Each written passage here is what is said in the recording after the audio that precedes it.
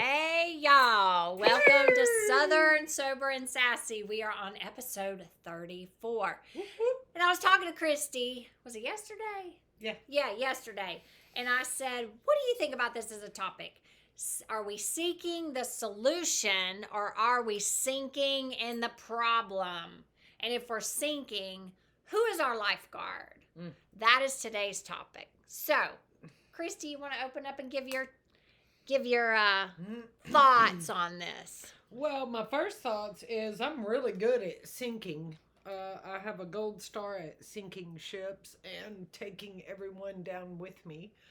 I'm not the world's best at keeping a boat afloat, but I've gotten a whole lot better at it. And, Amy and I were just talking about this prior to recording, and I said to myself, why am I better at keeping my boat afloat now? And it really boiled down to self-worth, and it's because um, I'm finally to a point that I'm not willing to let my boat sink. And in backtracking into that, it starts with awareness, and it starts with, oh, I've got a problem, or hey, I've got an opportunity, or hey, the wreckage of my past showed up. And for me to be aware that I could potentially start to sink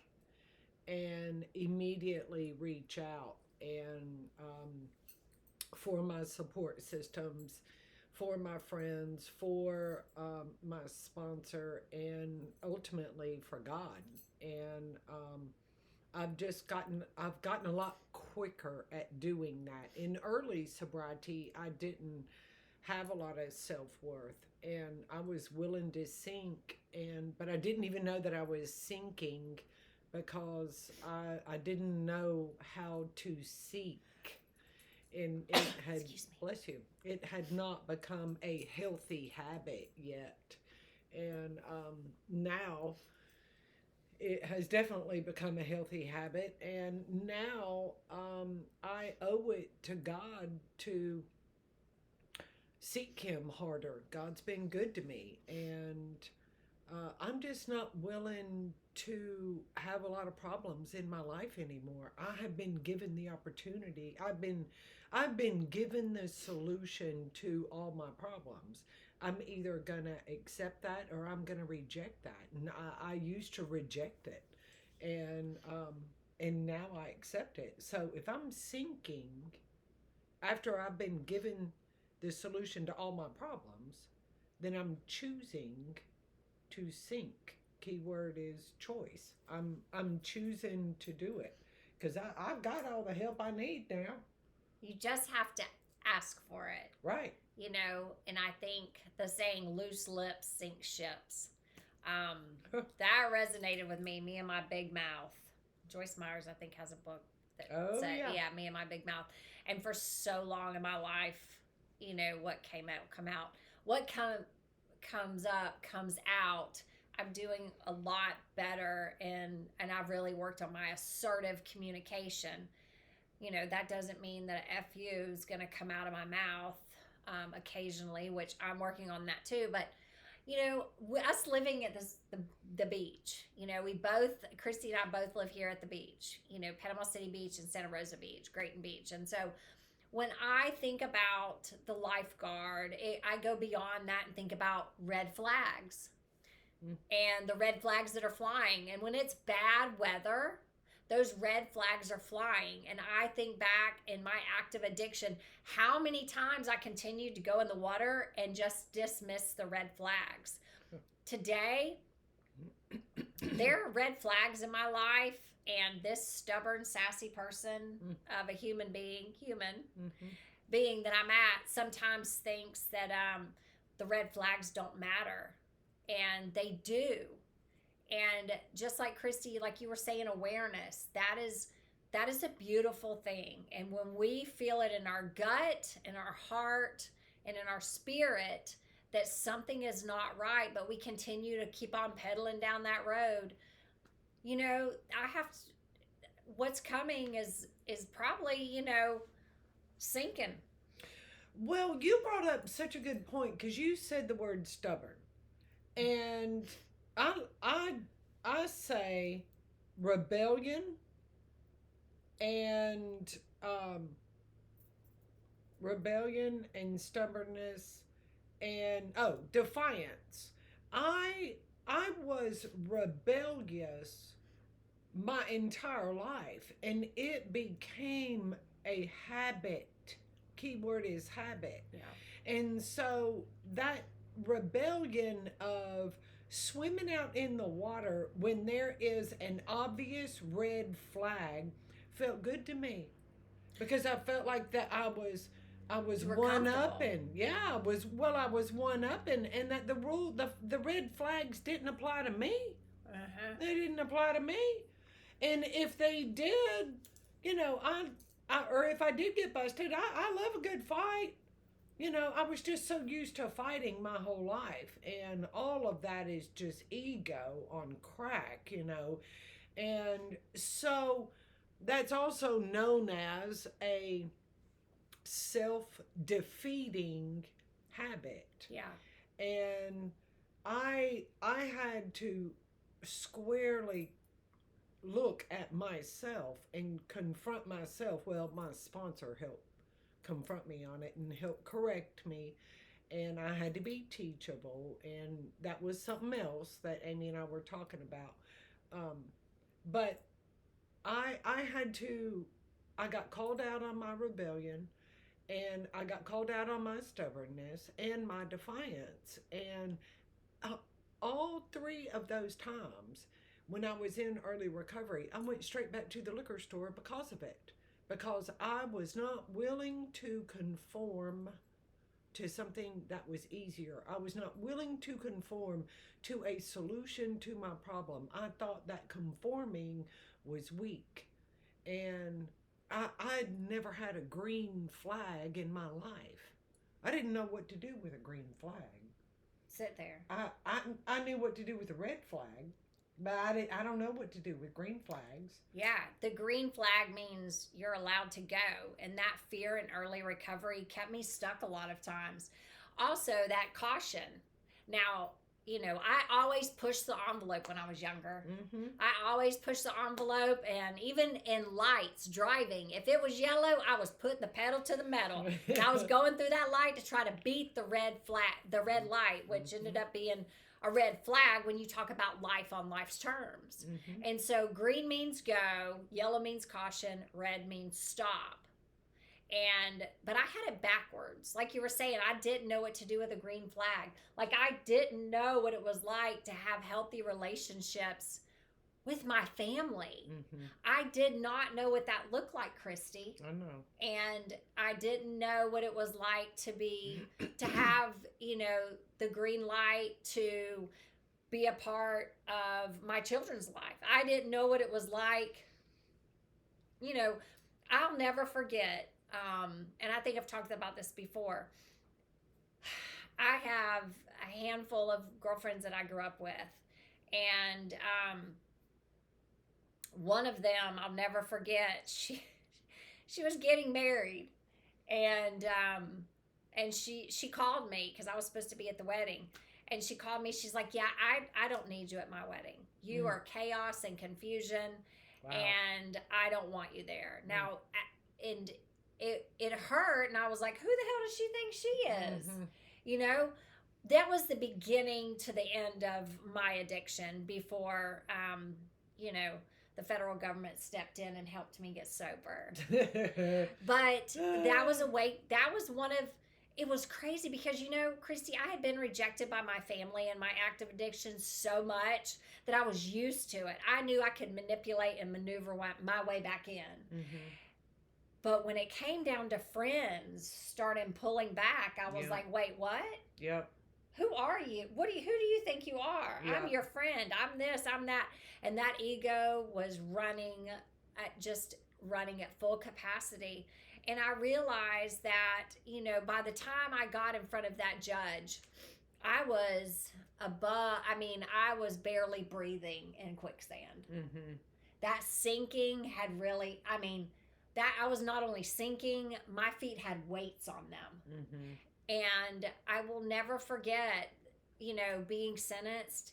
It was a relief.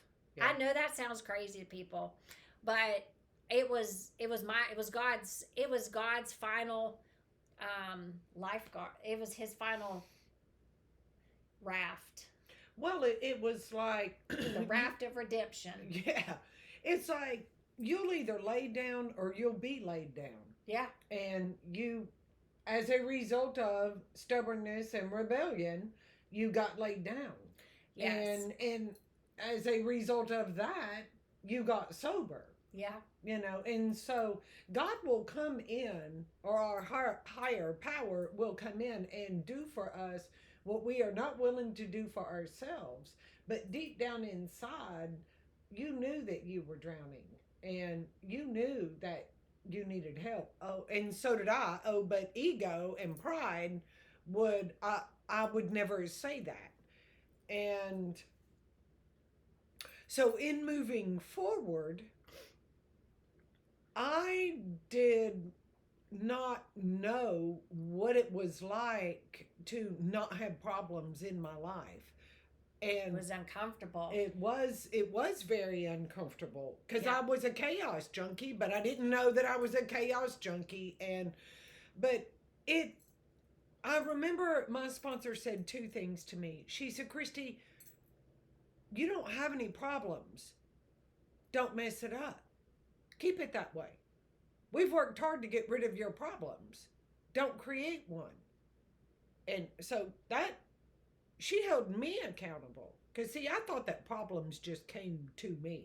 I never thought that I actually created them. Yeah. And so she held me accountable, and she said, okay, you don't have any problems in your life right now. Keep it that way. And then she said, and this was kind of the game changer where the light finally came on. Then she said, Christy, it's okay for everything to be okay.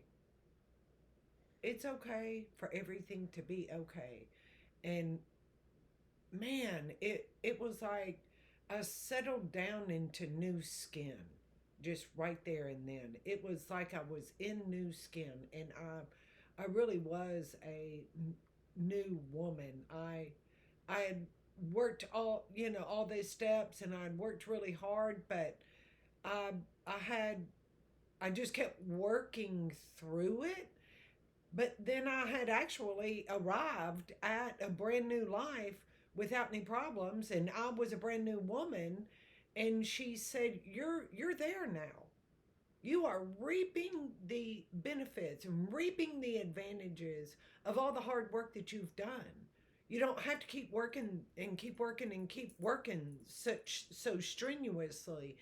And, if you act half right and you do the right thing, you always have to work a program of recovery, but not as strenuous and as hardcore as you did the first time.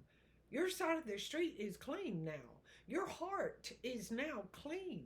Keep it that way. It's your job to keep it that way. Now you know how to act.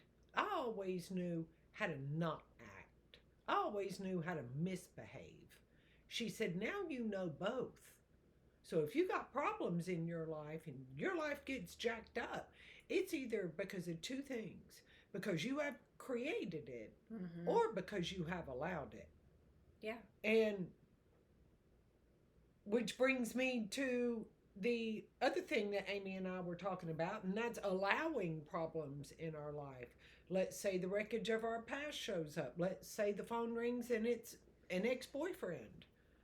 I can sit there and not tell any of my friends that, hey, I just talked to my ex-boyfriend, and I can sit there and backtrack for 3, 4, 5 days and start sinking into that ship alone. Or I can call my friends and be like, red flag just called, and I really want to go over here and do something red flag-ish, but y'all need to talk me off the cliff. You need to tell me that's a horrible idea and to, sit down and shut my dumb ass up. Excuse my language. But, you know, it, and I am willing to accept constructive criticism. I am willing to be teachable. I am willing to, um, be corrected still in recovery. I don't take it personal anymore because I don't want to sink my ship sober as a judge. Now I know better. Before I didn't know better. Now I do. And my life has gotten so good as a direct result of the 12 steps of Alcoholics Anonymous. I'm not willing to mess it up. I'm not willing to let anyone take that away from me. So I'm willing to seek harder. I'm willing to seek God. I'm willing to go to another meeting. I'm willing to read some more literature about it and to call my friends and to call my sponsor. I'm much more willing to do that quicker. I used to sit in the problem for a couple of weeks or a couple of months in early recovery. Now it's just a couple of hours, and it at the most it is a day or two. I'm not willing to let it become a problem. I'm not willing to let it fester.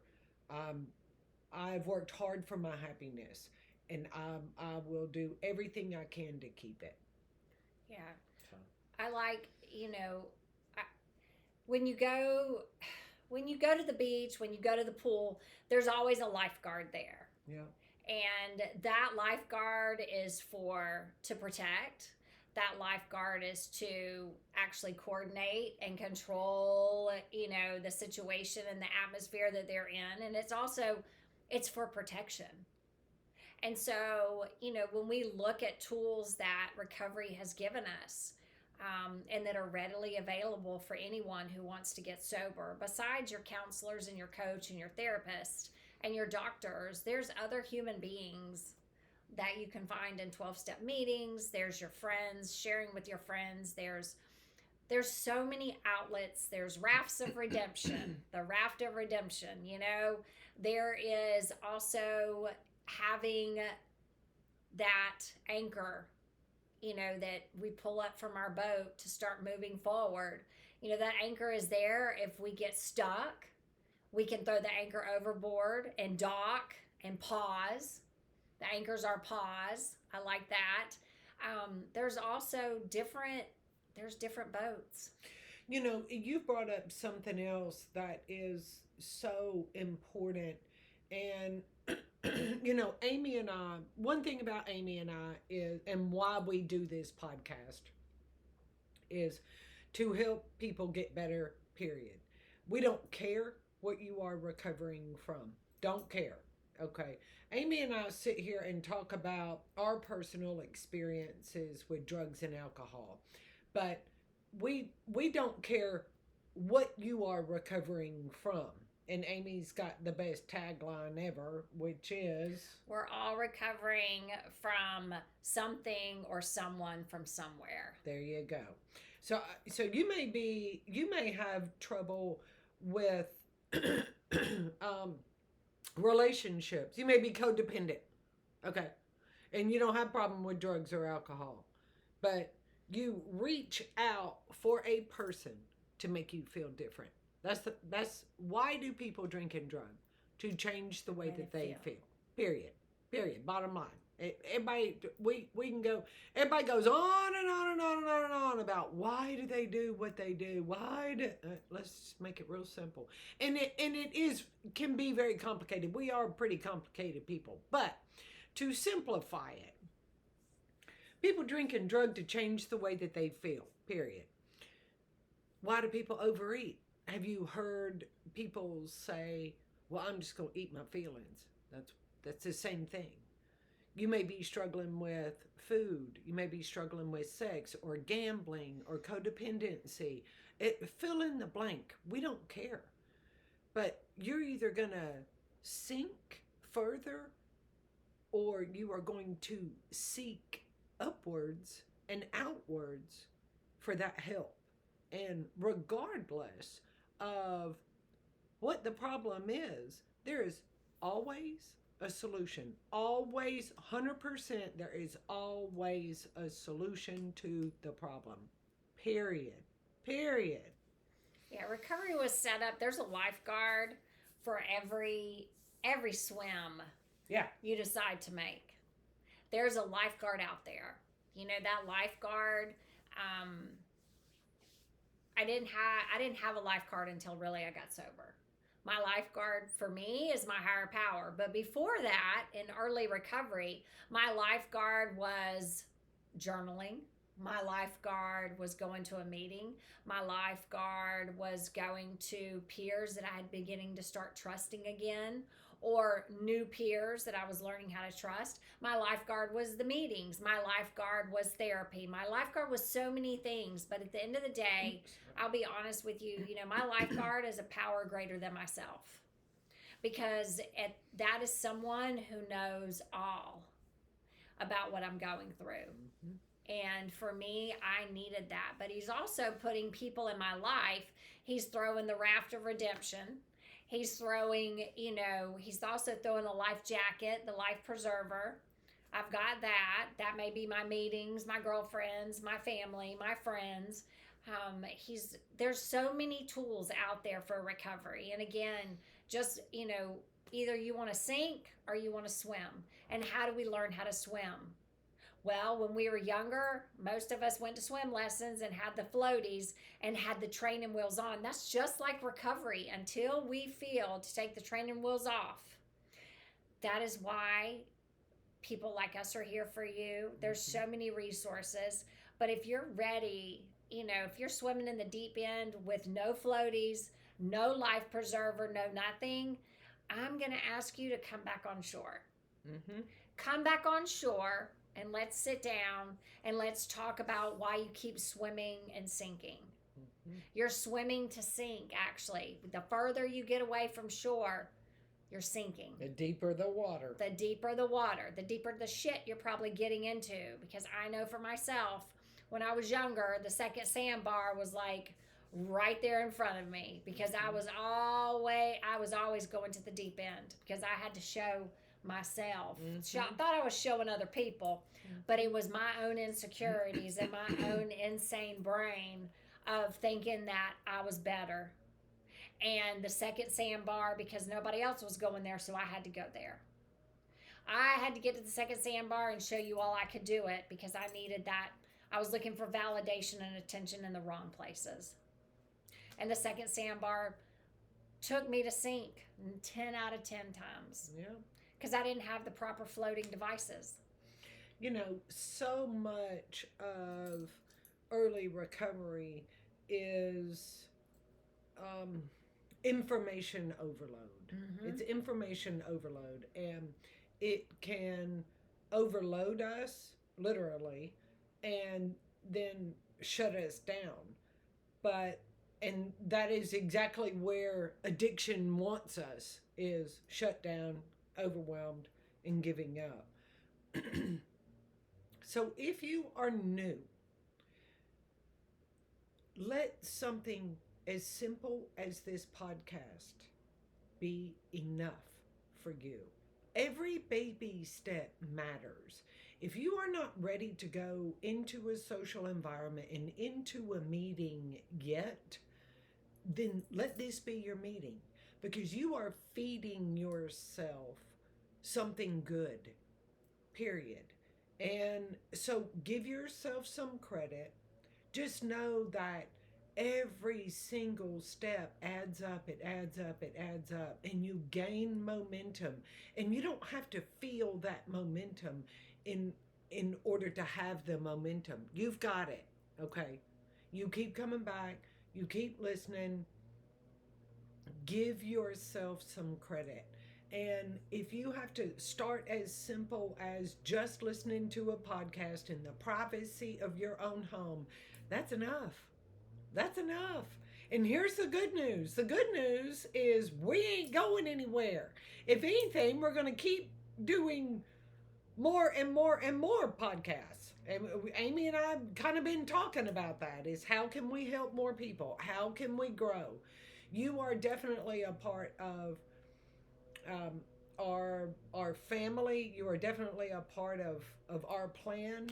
You know, we want you in our community, and so we appreciate you sharing this podcast with others and posting it on, you know, social media platforms and helping to spread the good news, because we're not going anywhere. We're, if anything, we are gaining momentum to help as many people as we possibly can.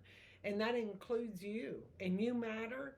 And if you need us for anything at all, email. Yeah. Amy's got all the contact information. Amy, go ahead. Yeah, it's going to be at the bottom of the notes, and it's info@pursuitofrecovery.com.